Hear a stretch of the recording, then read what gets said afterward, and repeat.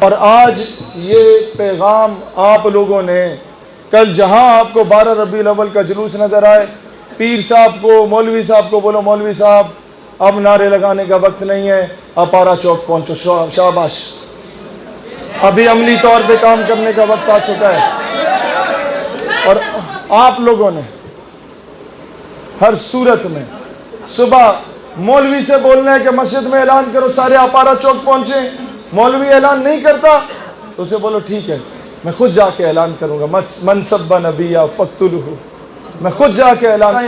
بات بہت سمپل سی ہے، جب میں نے ایک طرف دیکھتا ہوں کہ ڈیوڈ میکرون کہ پتہ نہیں کیا نام ہے اس کا، وہ جو فرانس کا صدر ہے، وہ جب رسول اللہ صلی اللہ علیہ وآلہ وسلم کے خلاف گستاخانہ خاکے شائع کر رہا ہے، دوسری طرف میں دیکھتا ہوں کہ سرکاری پروٹوکول میں ایک گستاخہ کو، آسیہ ملونہ کو، جو پاکستان سے 1.5 لاکھ لوگوں کو گرفتار کر کے باہر فرار کیا گیا، سرکاری پروٹوکول میں اس کا فرانس میں استقبال کیا جاتا ہے اور وہ اس کے ہاتھ میں ہاتھ رکھ کے کہتا ہے کہ ہم تمہارے ساتھ کھڑے ہیں۔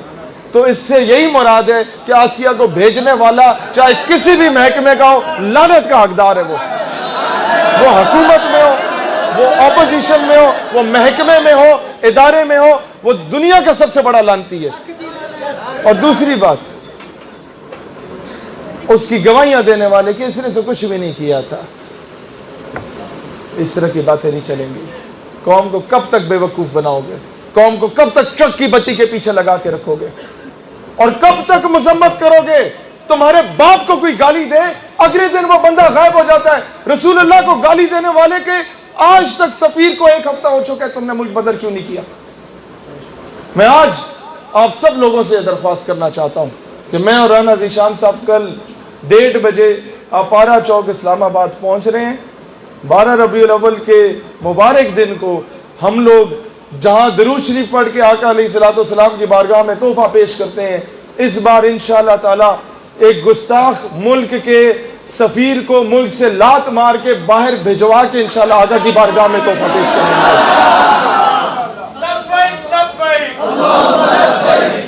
اور ساتھ ابھی یہ بھی پتہ ہے کیا، ہم لوگوں کو ابھی بڑا اسٹریٹ فارورڈ ہونا ہوگا۔ آج سے مشرف اینڈ آفٹر مشرف کی پالیسیز یہی چلتی رہیں، جو جہاد کی بات کرے مولوی صاحب غائب ہو گیا۔ اب ذرا دلیری سے نعرے لگانا ہم نے شروع ہو جانے، اور کل تو پوری دنیا سنے گی انشاءاللہ کہ سبیلنا سبیلنا الجہاد۔ دوستان عزیز وقار، تم کفر کے خلاف جہاد کیوں نہیں کرتے؟ مجھے بتاؤ نا، وہاں میرے نبی کی گستاخی ہو رہی ہے۔ ہماری یہ اسلامک ملٹری الائنس، یہ درجنوں ملکوں کا یہ ملٹری الائنس جو ڈونلڈ ٹرمپ کے آگے رقص کرتا ہے تلواروں سمیت،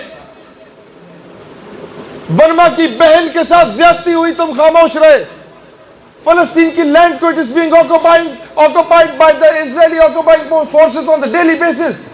Innocent children are being incinerated with the white phosphorus، تم خاموش رہے۔ عراق میں بمباری ہوئی، تم خاموش رہے۔ افغانستان میں بمباری ہوئی، تم خاموش رہے۔ اب رسول اللہ کی گستاخی ہوئی ہے تب بھی تمہارے جہاز حرکت میں نہیں آ رہے۔ ہر سال کے بعد لکی ایرانی سرکس دکھانے کے لیے آ جاتے ہو کہ جہاز یوں جا رہا ہے تو یوں جا رہا ہے تو یوں جا رہا ہے۔ کشمیر کیوں نہیں جا رہا؟ فلسطین کیوں نہیں جا رہا؟ فرانس کے گستاخوں کے خلاف کیوں نہیں جا رہا؟ اس امت کو اب متحد ہونا پڑے گا۔ اگر تمہارے یہ ملٹری الائنس منظم نہیں ہوتے گستاخوں کے خلاف، پھر اس امت کے عام آدمی کو سوچنا پڑے گا ایک مشترکہ ملٹری الائنس جو گستاخوں کا اپنے ہاتھوں سے سدباب کرے گا انشاءاللہ تعالی۔ اس کا سدباب ہم لوگوں نے خود کرنا پڑے گا ابھی۔ اور وہ مائیں اب بھی ہیں جو غازی علم الدین شہید جیسے بچوں کو جنم دیتی ہیں الحمدللہ۔ زیادہ دور کی ضرورت نہیں ہے، 7 والے محلے میں ممتاز قادری کا گھر ہے۔ ہمیں آگے کہا جاتا ہے ہم غریب ہیں، ہمارے پاس پیسے نہیں ہیں، ہم مقروض ہیں، ہم منگتے ہیں، اور غریب ہونا ہے سم تھنگ ایلس۔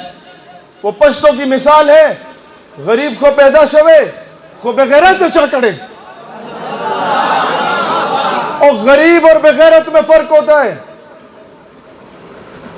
دنیا کو تم کیا بتانا چاہتے ہو؟ وہ ریمن ڈیوس لکھتا ہے جسے باعزت طور پہ تم لوگوں نے بری کیا کہ پاکستانی تو $5-10 کے پیچھے اپنی ماں بیچنے کو تیار ہے۔ کیا امیج دے رہے ہو دنیا کو؟ ایک عام مقتدی اٹھ کے جب سیدنا عمر فاروق رضی اللہ تعالیٰ عنہ سے پوچھ سکتا ہے کہ جناب علی نیا کرتا کہاں سے آیا، تو آپ نہیں کہتے کہ کیا تم نہیں جانتے میں اتنے لاکھ مربع میل کا حاکم ہے وقت ہوں، آپ پیار سے جواب دیتے ہیں۔ تو ریاست مدینہ کے مقتدیوں، پوچھو نا امیر المومنین سے کہ تمہیں آئے ہوئے 2 سال ہو چکے، قوم کی بیٹی واپس کیوں نہیں آئی؟